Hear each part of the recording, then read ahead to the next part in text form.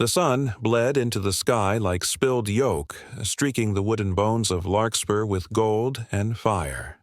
Dust swirled in slow, cruel dances over the empty street, catching on broken shingles and old nails. The wind carried no music, only the tin clink of a rusted sign swinging outside the saloon and the low cough of tired cattle beyond the ridge. Boaz Callahan reined in his mule at the edge of the town just as the church bell rang. Not for service, not for death, for business. He had heard the rumors as he passed the telegraph post in Fern Hollow 2 days prior, some drunk named Cobb offering his daughters for trade in the dry square of Larkspur's main street. Folks laughed. One man spit. Boaz had only nodded and said nothing, but something sour stayed with him like old tobacco on the tongue. He hadn't come to interfere. Not exactly. Just to see. Just to make sure the world hadn't grown any crueler than he remembered. He walked slow, like always. Wide-shouldered, heavy-boned, and quiet. Boaz had the look of a man who built his life one fence post at a time. His boots knew the road's give. His eyes, sunbit and brown as raw timber, took in the crowd without judgment.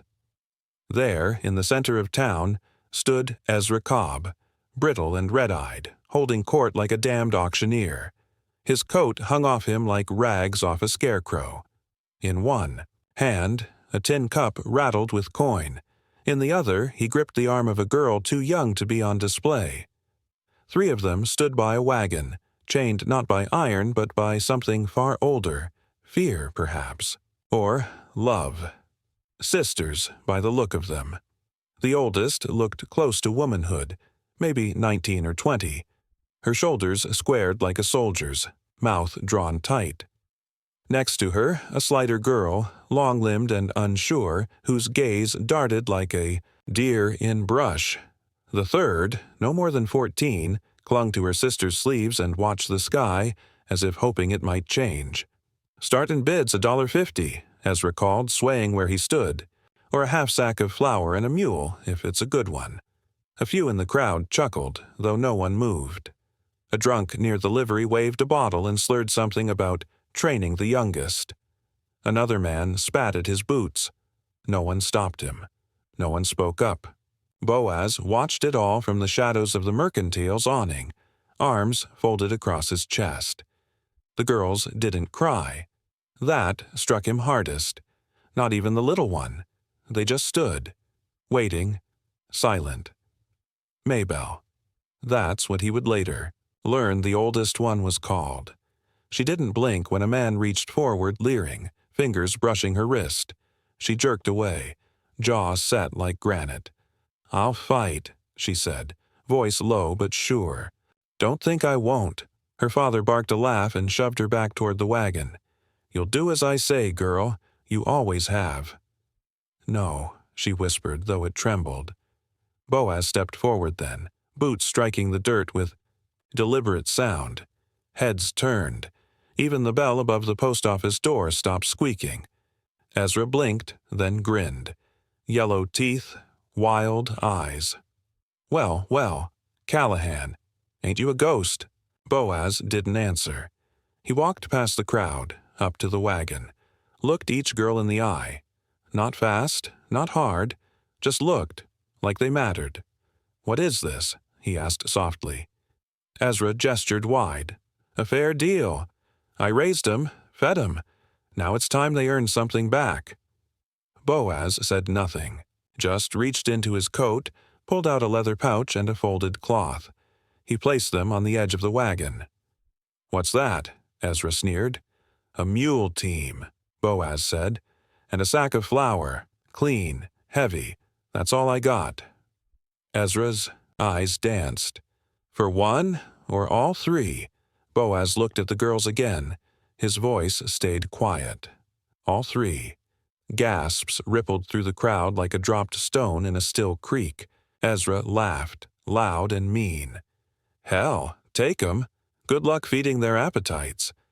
Maybelle stepped forward then, hands clenched. "We're not livestock." Boaz turned to her, met her anger with calm. "No, you're not, but you're not safe here. Clara, the middle sister, took her hand. "Where would we go? My land's west. Quiet. There's space. You'll work, eat, sleep warm. That's all I offer." Sadie looked at him with eyes too old for her face. "You won't make us." He knelt to her level. "You choose everything from here on. What you say goes. I just got land and food. That's it." The crowd had grown quiet. Even the drunk by the saloon stepped back. No one laughed now. Maybelle didn't answer right away, but she lifted the pouch, weighed it in her hand, glanced at her father, who'd already turned to haggle with a shopkeep over tobacco. Then she nodded. "We'll go, but only until we can leave on our own." "Fair," Boaz said. "Come on." He led them to the wagon hitched near the well. They climbed aboard, slow, like prisoners unsure if the gate had really opened. No one stopped them. No one offered a word. As Boaz tied down the cloth sacks, Ezra called after him, "You'll regret it, Callahan. Girls like them don't bring peace, just trouble and ruin." Boaz didn't look back. The wagon rolled out of town beneath a thickening sky. Storm clouds teased the edges of the horizon, just beyond the hills. The girls sat bunched together, hands clasped, not speaking. Miles passed. Grass returned where dust had ruled. Boaz didn't speak either. He drove like the land was watching, like he owed it something. Eventually, Maybelle broke the silence. "Why did you do it?" He didn't answer right away. The wheels turned over a dry creek bed. A hawk circled overhead. 'Cause no one else did. She watched him. Not with gratitude, not with trust. Just the same hard suspicion she wore like armor. "You think you saved us?" she asked. Boaz shook his head.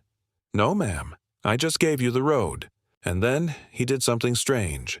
He pulled the wagon to a stop beneath a cottonwood tree near a quiet stream, climbed down, unhitched the mule. Then he handed Maybelle the reins. "You drive from here." She stared at him. "Why?" "You got eyes. You know where you don't want to go. That's more than most." He stepped aside. She climbed down, slowly, took the reins like they might burn her, but she held them. Steady. Clara smiled. Just a flicker. Sadie whispered, "Can we stop by water?" Boaz nodded. "That's why I pulled over." The girls walked to the stream. Maybelle lingered, looked back once. "I still don't trust you." He gave a quiet nod. "Then we're even." The cottonwood above them shivered as wind passed through. Leaves fell like paper promises. Boaz stood by the wagon, watching the stream, the fading trail behind them, and the three girls who didn't belong to anyone anymore. And ahead of them, land, miles of it, quiet, wide, and waiting. The Callahan Ranch rose from the earth like it belonged there, stone chimney leaning westward, barn door sagging but stubborn, fences stitched from weathered cedar. The land stretched open in all directions, stitched with prairie grass and low. Creeks, broken only by the occasional tree that hadn't yet given up on the wind. When the wagon rolled over the final hill, the sun was down to its last sliver, bleeding orange behind the distant ridge. Boaz slowed the mules and pointed with his chin. "There she is." The girls said nothing. Maybelle held the reins with a stiffness that hadn't eased since the stream. Clara sat beside her, silent, her hands pressed flat against her skirt, as if afraid to reach for anything. Sadie slept lightly in the back, her face nestled in a bundle of cloth. The ranch house came into view as they turned past the corral. 2 stories, slanted roof, soft lamplight flickering behind the window. Smoke drifted lazy from the chimney. A quiet place, but not empty. Boaz dismounted, walked toward the porch. A door opened before he reached it. 2 men stepped out, pausing like shadows beneath the overhang. Thomas Callahan was the first to speak, tall, dark-eyed, and hard-shouldered like his father, but sharper at the edges. He nodded once. "You brought company."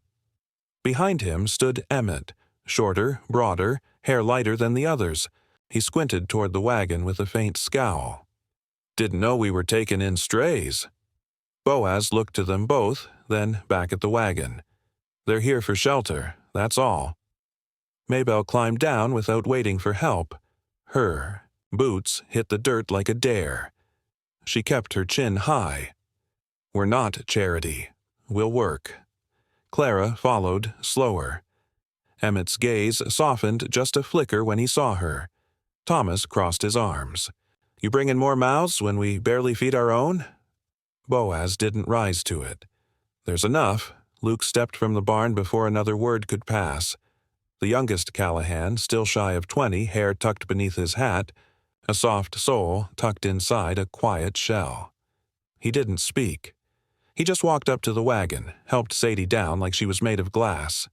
She blinked at him sleepily and mumbled something that might have been a thank you. Luke just tipped his hat and led her toward the bunkhouse. Boaz watched the others. "Girls'll stay there for now. It's clean. They'll earn their keep. You don't owe 'em anything." Thomas nodded once, cold but fair. Emmett lingered near the porch. "What do we tell the hands?"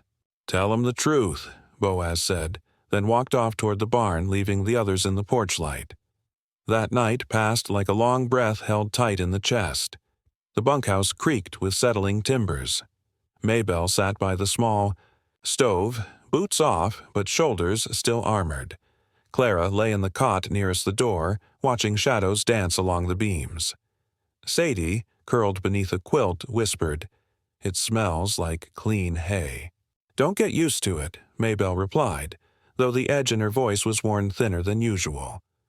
In the house, Boaz sat at the table with his sons, a pot of coffee cooling between them. "I didn't bring 'em for you," he said quietly. Thomas leaned back.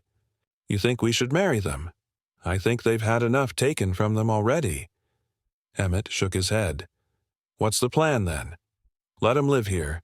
Pretend they're just hands?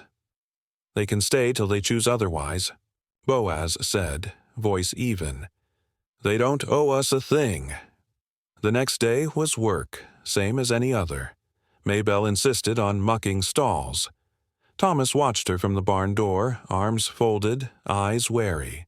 She lifted hay bales without complaint, hauled water like she'd done it for years.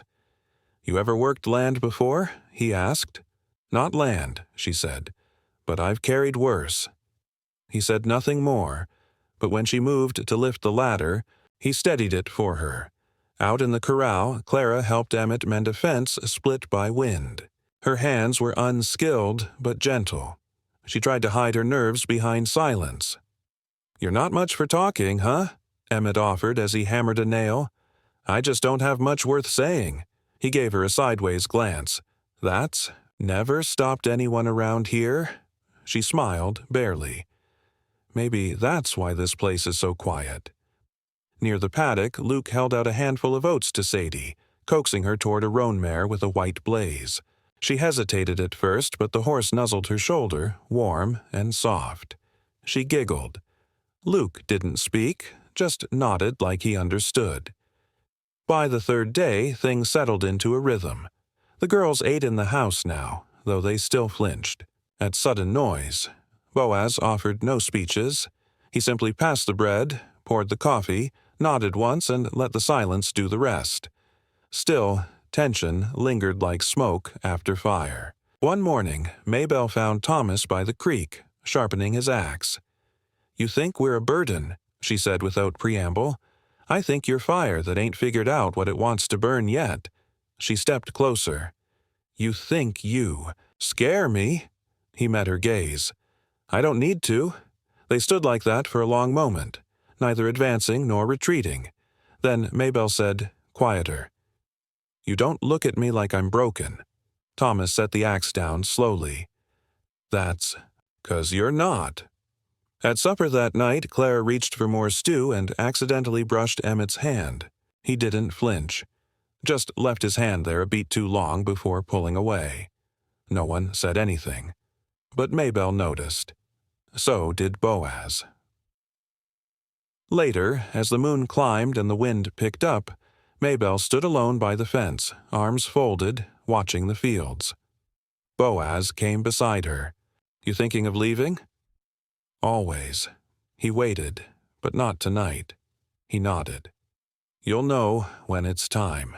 She turned toward him. "Why'd you bring us here, really?" He looked to the stars like they might answer for him. "Some men build fences to keep things out. Others build gates to let the right ones in.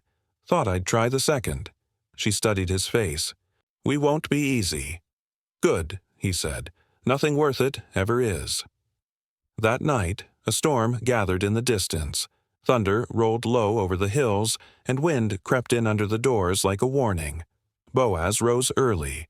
Rain tapped the roof, in soft rhythm. By mid-morning, it had turned fierce. In the barn, the animals kicked at the thunder. Luke calmed them with gentle strokes and quiet hums. In the kitchen, Clara dried dishes beside Emmett. He told her about his mother, how she used to hum while cooking. "She died young," he said. "Pneumonia. This house has been too quiet ever since," Clara whispered. "Then maybe I'll learn to hum." In the bunkhouse, Maybelle watched water streak the window. Thomas knocked once, then entered. "You okay?" he asked. "I hate storms." Walked to the stove, fed it a few logs. "You want me to stay till it passes?" She didn't answer, but she didn't tell him to leave either. Outside, the sky cracked open. Inside, the quiet was softer than it had been in years. And for the first time since leaving Larkspur, all three sisters slept through the night. Spring came quietly to the Callahan ranch, slipping in on the heels of melting frost and the smell of wet dirt. The snowmelt turned the creek wild, but it sang sweeter than it had all winter. Shoots of green pushed stubbornly through the brown, and the wind lost some of its bite. Days grew longer. Silence gave way to rhythm. The sisters fell into it like seeds in ready soil. Maybelle rose before the rooster now, often beating Thomas to the barn. She no longer needed direction. She had her own way of folding the feed sacks, of calming the cattle when they kicked too close to the gate. She never smiled much, but her hands had softened. Her voice, too. Clara took to the kitchen, not out of duty, but out of instinct.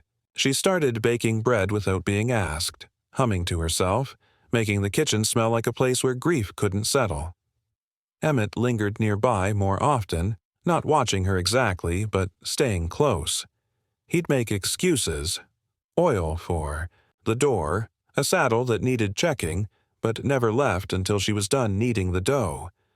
Sadie followed Luke like a shadow, or maybe the other way around. He showed her how to carve wooden animals from spare pine, how to listen to the horses instead of tugging their reins. She still hardly spoke, but she laughed now, and it changed everything.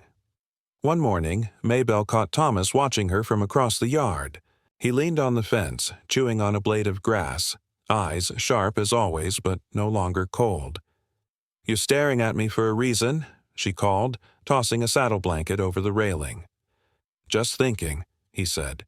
"You're better at this than most ranch hands I've known." She smirked, wiped her hands on her trousers.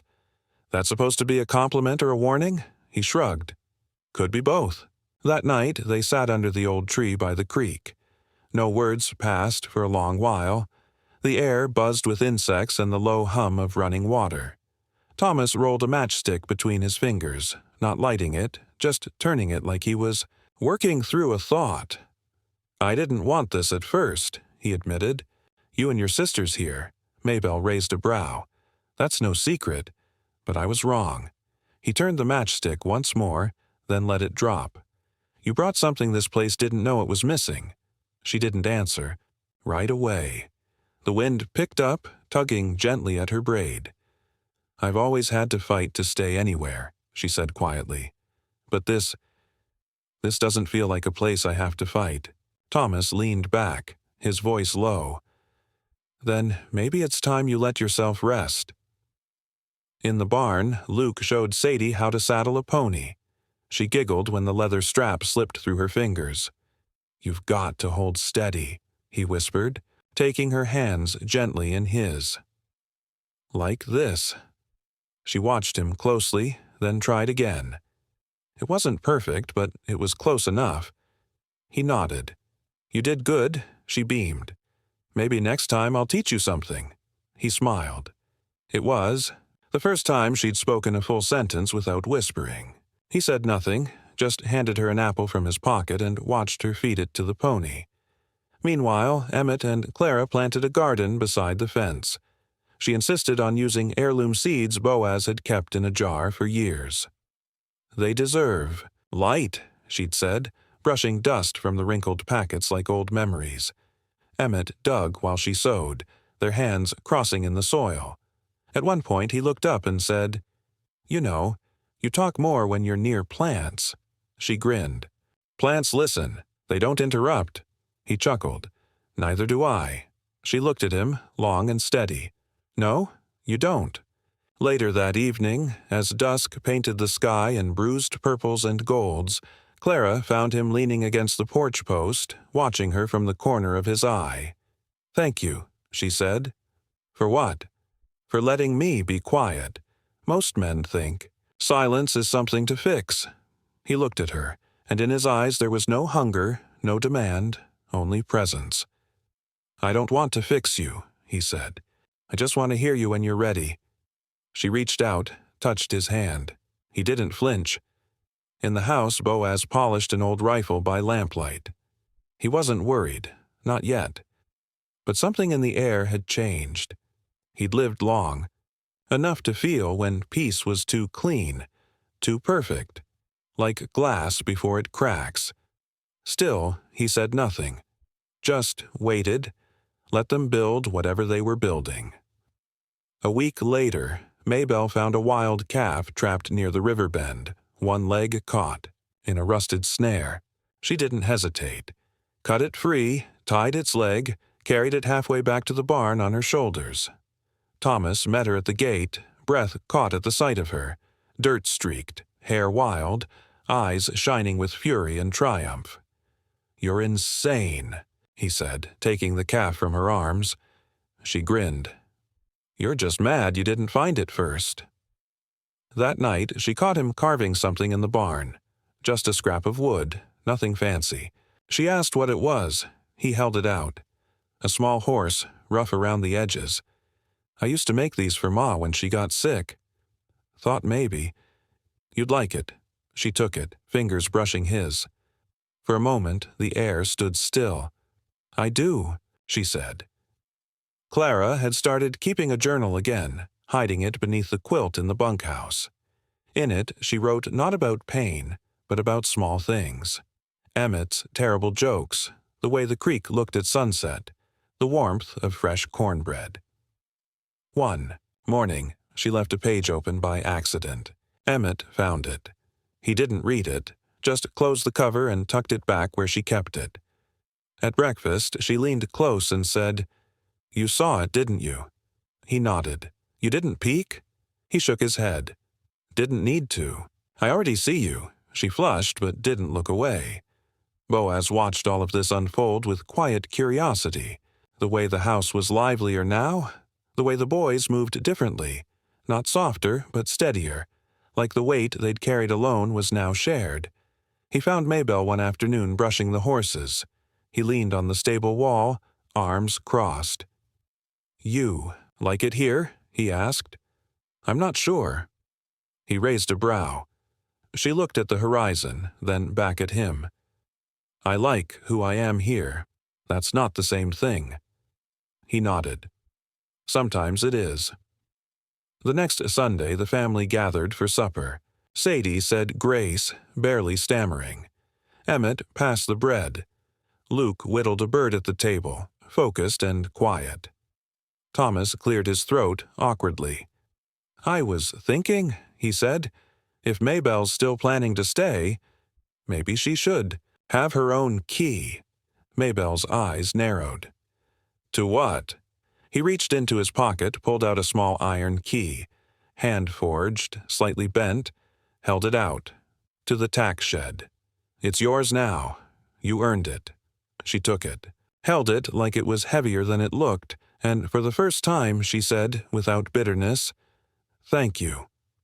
Outside, the wind shifted. The smell of rain touched the air. Boaz stepped out onto the porch and looked to the road, where the dust rose in small swirls. His jaw tightened. Storms don't always come from the sky. Some ride in on horseback. He stepped back inside and closed the door softly behind him. The wind carried the scent of dust and horses, but beneath it rode something sharper, like copper on the tongue, like an old grudge remembering its name. Boaz knew the feeling. Trouble wasn't loud, not at first. It crept in the way storms did, too slow to see, too heavy to outrun. By the time the riders appeared on the eastern trail, the sky was already bruising. 2 men on pale horses. One walked with a limp even in the saddle. The other, broad-shouldered, jaw like a trap, had a presence that turned birds silent. Ezra Cobb hadn't changed. His clothes were finer, the bottle in his hand was cleaner, and the smug on his face had hardened into something worse. Certainty. Boaz met him at the edge of the yard, arms loose at his sides, shotgun resting against the porch post. He didn't pick it up. Not yet. "You're a long way from town," Boaz said. Ezra grinned, teeth still too yellow. "Heard my daughters found themselves a new life here. Figured I'd come collect." "They're not yours to collect." Ezra's smile faded. "I signed papers. Don't matter where they sleep. They're blood." Behind Boaz, the house door creaked. Maybelle stepped out onto the porch, shoulders squared, no trace of fear in her stance. Thomas was close behind her, hand brushing the handle of the axe, at his hip. Ezra tilted his head, mock surprise spreading across his face. "Look at you, all cleaned up. Betty told you you're something worth keeping, huh?"